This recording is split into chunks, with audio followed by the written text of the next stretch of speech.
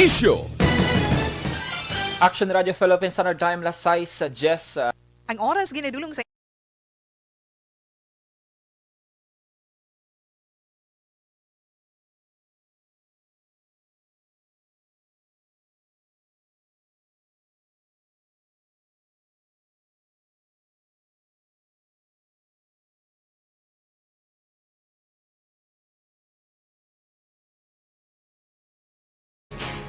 Aksyon! Balita Evening Edition. Magadulong sa inyo sang mga nagapanguna ng balita lokal, national, international, sports, kag entertainment. Aksyon! Aksyon! Balita Evening Edition. Kagkaroon ang inyong news team. Una sa balita! Una sa aksyon! Mayong gabi siyudad sa Bacolod, Western Visayas, kag Bugos nga Pilipinas. Welcome na sa pangalagad sa Aksyon Balita Evening Edition na karon nga adlaw Lunes sa Mayo 3 sa tuig 2021. Ako ang inyong atag Balita Aksyon Dale Salazar. Para sa mga headlines, una kita sa mga balita lokal. Negrense naggraduar nga valedictorian sang PMA Class of 2021. Konsihal sa Bacolod City nag-positibo sa COVID-19. Sa balita national, COMELEC nagpasiguro nga madayon ang 2022 elections. Senador Pacquiao nagpangabay na kay US President Joe Biden nga padasigon ang delivery sang Moderna vaccine. Detalye sa mga balita lokal pagkatapos gid lamang sini.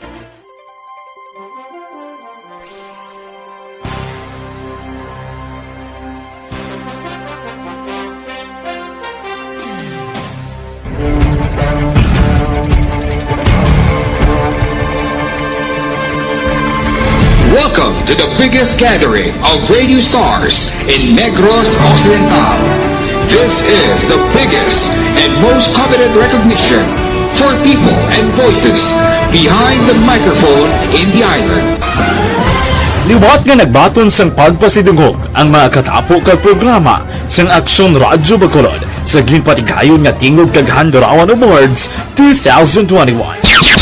Ladies and gentlemen, our icon of radio in Negros Occidental this year goes to Fred Salanga of DYEZ Aksyon Radio. Ginkilala bilang icon of radio in Negros Occidental, si Aksyon Fred Salanga.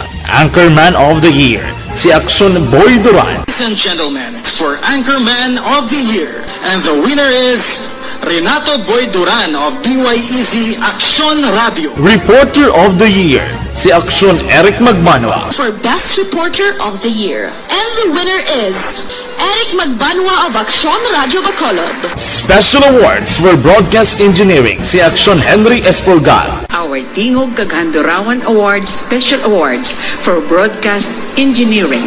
And the winner is Henry Espolgar, DYEZ Aksyon Radio Bacolod.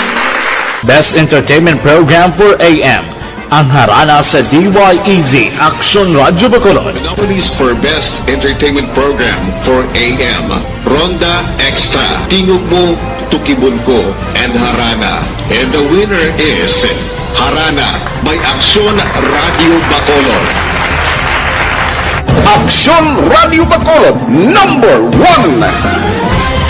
Madamo nga salamat mga ka-aksyon sa padayon nga pagsalig sa matugtuod nga numero 1 nga istasyon. DYEZ, Aksyon Radio Bacolod. Aksyon Radio Bacolod, number 1!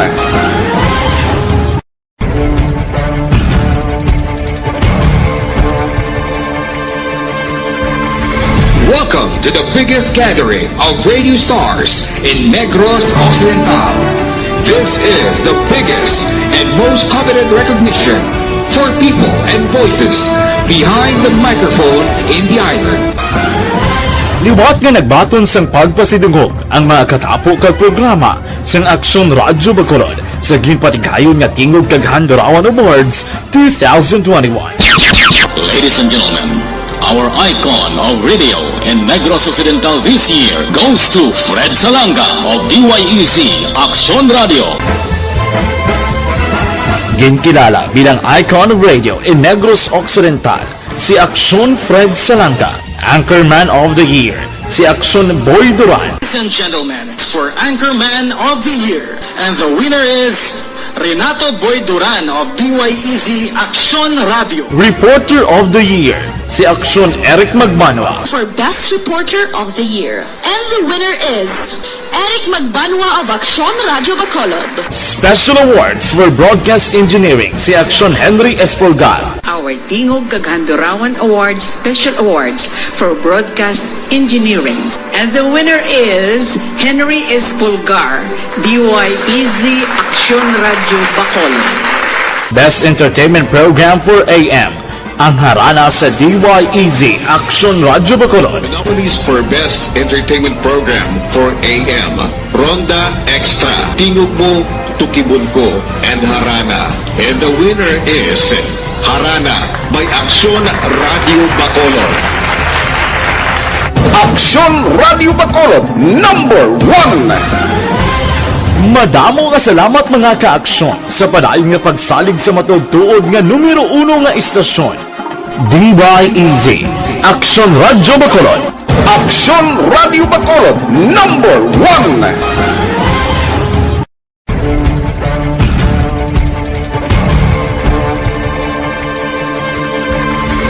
Welcome to the biggest gathering of radio stars in Negros Occidental. This is the biggest and most coveted recognition for people and voices behind the microphone in the island. Liwat nga nagbaton sang pagpasidungog ang mga katapo kag programa sang Aksyon Radio Bacolod sa ginpatigayon nga Tingog Kaghandurawan Awards 2021. Ladies and gentlemen, our icon of radio in Negros Occidental this year goes to Fred Salanga of DYEZ Aksyon Radio. Ginkilala bilang icon of radio in Negros Occidental, si Aksyon Fred Salanga. Anchorman of the Year, si Aksyon Boy Duran. Ladies and gentlemen, for Anchorman of the Year, and the winner is Renato Boy Duran of DYEZ Aksyon Radio. Reporter of the Year, si Aksyon Eric Magmanwa. For Best Reporter of the Year. And the winner is Eric Magbanwa of Aksyon Radio Bacolod. Special awards for broadcast engineering, si Aksyon Henry Espolgar. Our Tingog Kaghandurawan Awards Special Awards for Broadcast Engineering. And the winner is Henry Espolgar, DYEZ Aksyon Radio Bacolod.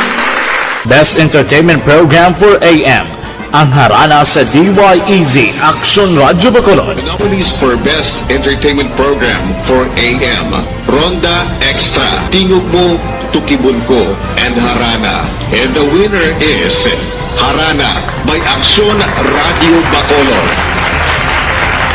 Aksyon Radio Bacolod, number 1! Madamo nga salamat mga ka-aksyon sa padayon nga pagsalig sa matudtuod nga numero 1 nga istasyon.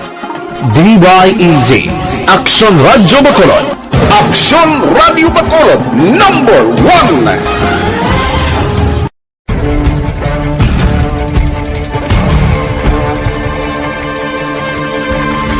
Welcome to the biggest gathering of radio stars in Negros Occidental. This is the biggest and most coveted recognition for people and voices behind the microphone in the island. Liwat nga nagbaton sang pagpasidungog ang mga katapo kag programa sang Aksyon Radio Bacolod sa ginpatigayon nga Tingog Kaghandurawan Awards 2021. Ladies and gentlemen, our icon of radio in Negros Occidental this year goes to Fred Salanga of DYEZ Aksyon Radio. Ginkilala bilang icon of radio in Negros Occidental, si Aksyon Fred Salanga. Anchorman of the Year, si Aksyon Boy Duran. Ladies and gentlemen, for Anchorman of the Year, and the winner is Renato Boy Duran of DYEZ Aksyon Radio. Reporter of the Year, si Aksyon Eric Magmanwa. For Best Reporter of the Year. And the winner is Eric Magbanwa of Aksyon Radio Bacolod. Special awards for broadcast engineering, si Aksyon Henry Espolgar. Our Tingog Kaghandurawan Awards Special Awards for Broadcast Engineering. And the winner is Henry Espolgar, DY. Sa balita, sa aksyon. Aksyon Radio Philippines Standard Time lasay sa 20 kagkaroon sa litalinasang mga balita lokal. Naggraduar bilang valedictorian ng 25 anyos nga negrense sa Philippine Military Academy kung PMA Masaligan Class of 2021. Si Cadet First Class John Ray Artus ang tumandok sa barangay Gintorilan, Banwasang San Enrique Negros Occidental kag magasulod sa Philippine Navy. Antes nagsulod sa PMA si Artus sa nagtuon sang kurso ng Chemical Engineering sa UP Visayas. Ang PMA Masaligan kon mandirigmang samahan ng lakas at sandigan ng bayan Class of 2021 ang ginabugusan sang 138 ka mga lalaki kag 26 ka mga babayi. Tuma naman ang kalipay nga nabatsyagan sang ginikanan ni Artus nga ginkilalang Sanday Florencio Artus 62, isa ka retired army kag Jocelyn Artus 62 anyos sa isa naman ka retired teacher sa nadangatan sang ilang anak. Si John Ray ang ikatatlo sa apat ka mag-ulutod. Congratulations to, we are proud of you. Thank you kay your humble and obedient to God and especially to sa mga mo parents. We are proud ng imo mga tita kag tito, imo cousin sa nga nakuha mo ang pinakamataas nga rank. We are proud of you sa atoy. Si Jocelyn Artus ang Eloy ni John Ray Artus. Samtang ginkompirmar ni Bacolod City Administrator kag EOC Executive Director M. Ang mayara sing isa ka konsehal sa Bacolod City ang naga-positibo sa COVID-19. Suno kay ang ini nga konsehal ang sa karon naka-confine sa hospital kag padayon nga ginatatap sang mga doktora. Dugang pasini nga magluwas sa konsehal nagpositibo man o kon natapikan man sang COVID-19 ang iyang asawa. Hungod naman nga wala ginhingad na ni ang konsehal bangod sa rason nga wala ini makapangayo sang nagakaigo nga permiso. May isa kita ka members ng sanggunian nga positive. Confined siya subong, na-confine siya sa isa ka hospital. Hindi na ko magkakal sa ngalan kaya wala ko permiso. Nabatian si Bacolod City Administrator M. Ang nag-umpisa ng pagbakuna kontra COVID-19 sa mga senior citizens may comorbidities kag nabilin ng mga healthcare workers sa lobby sang sinihan sang SM City Bacolod umpisa subong adlaw Mayo 3 kag ini ang magalawig tutob Mayo 7. Ginpahayag ni City Administrator kag EOC Executive Director M. Ang vaccine nga ginusar ang kabahin sang lokasyon nga ginpadala sa syudad sa Bacolod tinalikdan nga semana. Ginklaro man sini nga mayara pa sila sang isa pa ka mall nga plano man nga pagagamiton para sa vaccination program sang syudad. Sa palabuton kag ginatapos na lamang nila sa corona ang pagdihon sang nagakaigo nga mga kasugtanan. Sa dugang pang balita lokal, ginapamunuan ni Negros Occidental Governor Bong Lacson ang inaugurasyon sa COVID-19 Molecular Laboratory sa Banwasang Valladolid subong adlaw Lunes. Sa mensahe sang gobernador, iya ginapasalamatan ang suporta kag kooperasyon sa mga lokal nga opisyal kag partners sa sektor sa igayong lawas agwad matigay na pagtukod sa mga pasilidad. Nagalaom si Lacson nga ini ang makabulig padasig sa mga ginapagang resulta sang swab test sa pag-detect sang COVID-19 infection. Gintukod ang mga laboratorio pag sa joint effort sa Manila-based company nga Safeguard Diagnostics. Ining akumbuyan amo ang mag-supply sa tanan nga kagamitan. Samtang ang gobyerno probensyal amo naman ang maggasto sa pagpatukod sa laboratorio. Ini na ang kaduwang molecular laboratory sa Negros Occidental. Sunod sa Teresita Lopez Halandoni Provincial Hospital sa may syudad sang Silay. We have one molecular lab which is supposed to take care of the south. Well, as it was explained, it's supposed to be faster kasi it's automated. No? Just give them time and we're just very happy that we have a molecular lab here. Nabatian ang tingog ni Negros Occidental Governor Bong Lacson. Sa balita, sa aksyon! Lasay sa 24 Action Radio Philippines Standard Time, boost your immunity with KBC Plus.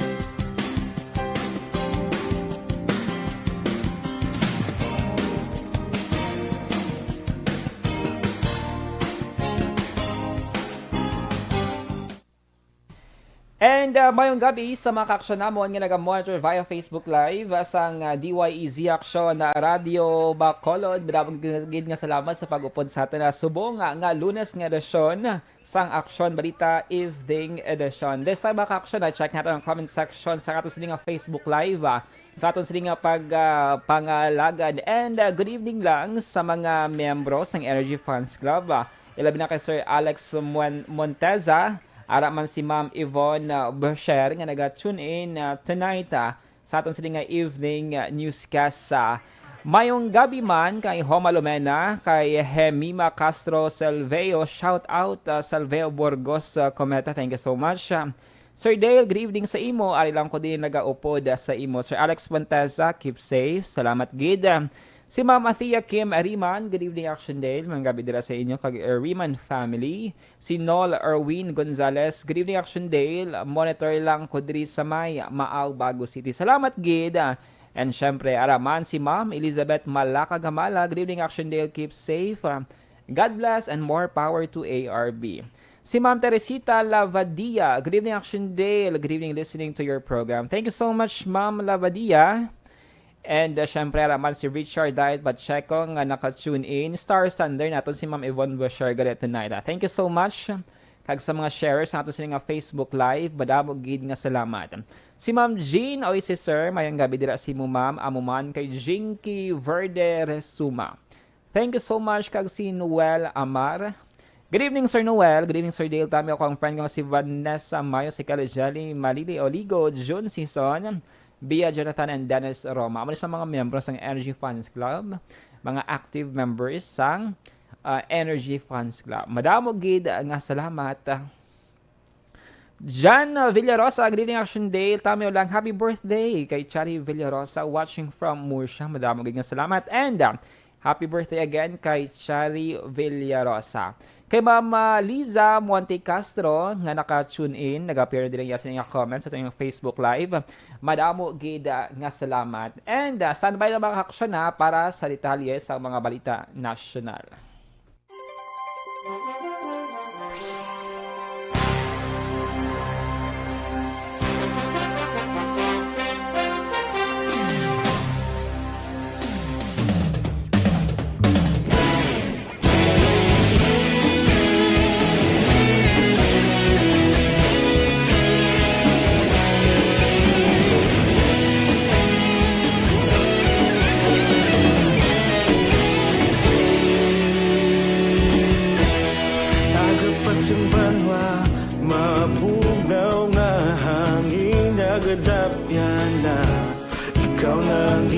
Pamatian namon ginasandigan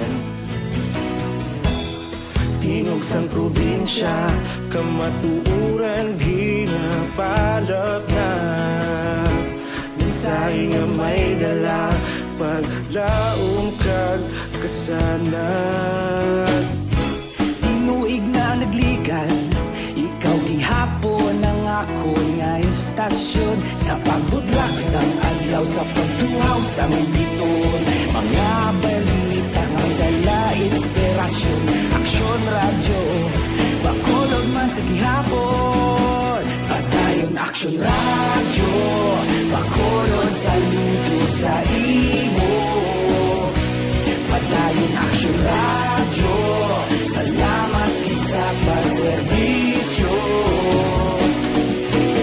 Patas kag balanse Matuod na mensahe Wala sang ginagampingan Padayon Aksyon radyo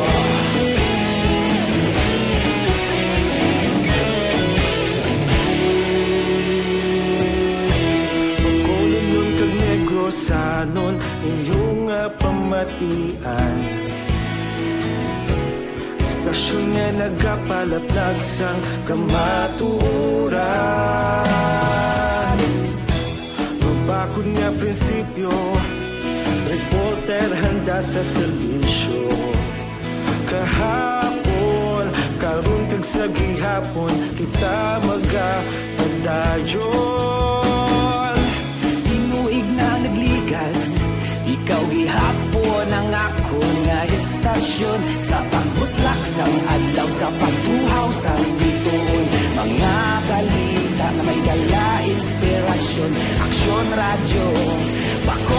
sa gihapon. Nasa aksyon!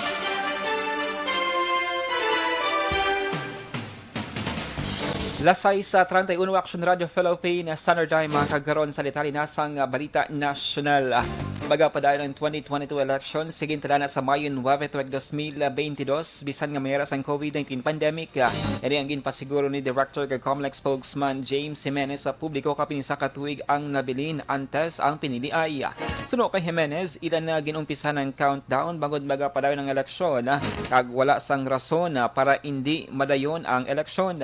Dugang pasiningi ila ginalauman ang pagpatigayon sa eleksyon sa tungasang pandemic, kag wala pa sang kasiguraduhan nga malambot ang herd immunity sa mga tion. Nagsaka naman sa 110,000 ang numero sang presinto ang pag-ausaron sa pinili ay mas mataas ni kumpara sa 84,000 nga ginusar sang 2019 elections para naman matuman ang social distancing. Mayara man sang plano ng Comelec ang pag-expand sang absentee voting nga magatugot sa tawo nga magbotar sa national nga posisyon antes ang adlaw sang eleksyon. Nagpangabay na si Senator Manny Pacquiao kay US President Joe Biden nga padasigon ang delivery sang 20 million doses sang Moderna vaccine nga ginbakaw sa Pilipinas supod ang pribado nga sektor. Ginpahay ni Pacquiao sa kasulat na petsa na Abril 10 pagi kay Charge d'Affaires John Law nga lubos ang health crisis sa pungsod bangon sa damaglang pagsaka sang COVID-19 cases. Sunod sa senador ang unang batch sang Moderna doses sang mabot sa Pilipinas sa Hunyo tuig 2021 kag para kay Pacquiao bisan ang inisyal nga release kag delivery sang 10 million doses ang dako na nga bulig para makasalbar sang mas madamo nga kabuhi. Sa katapusan nga balita national, nanawagan si Presidente Rodrigo Duterte sang proteksyon para sa mga journalist batok sa pagpamahog kadungan sa pagdumdum sang World Press Freedom Day subong adlaw Mayo 3. Sa statement nga ginpagwa, ginpahayag sang presidente nga dapat mapadayon ang pag-usar sang power of communication sa nation building kag masiguro ang integridad kag safety sang press. Para sa presidente, importante ang papel sang free kag responsible press sa komunidad. Sa balita, nasa aksyon! Lasay sa 33 sa Aksyon Radio Philippines Standard Time, DTX 500 capsule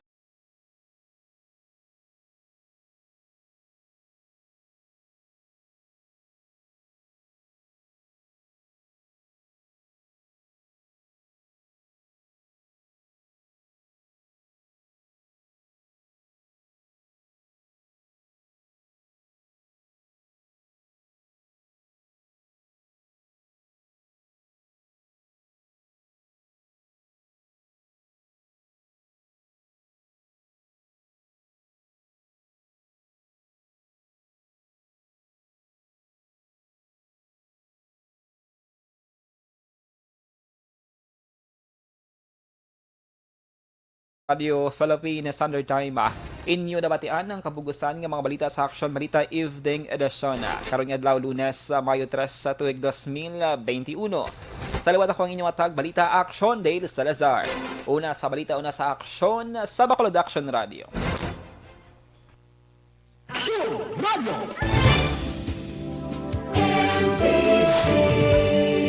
Manila Broadcasting Company.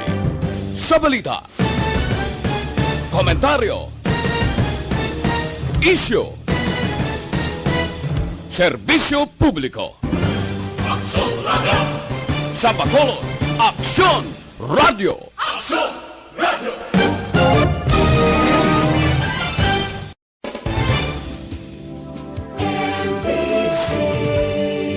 Manila Broadcasting Company. Sa balita, komentaryo, isyu, serbisyo publiko. Aksyon Radio! Sa Bacolod, Aksyon Radio! Aksyon Radio!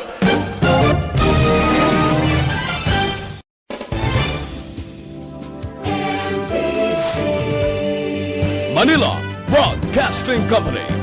Sa balita, komentaryo, isyu, serbisyo publiko. Aksyon Radio! Sa Bacolod, Aksyon Radio! Aksyon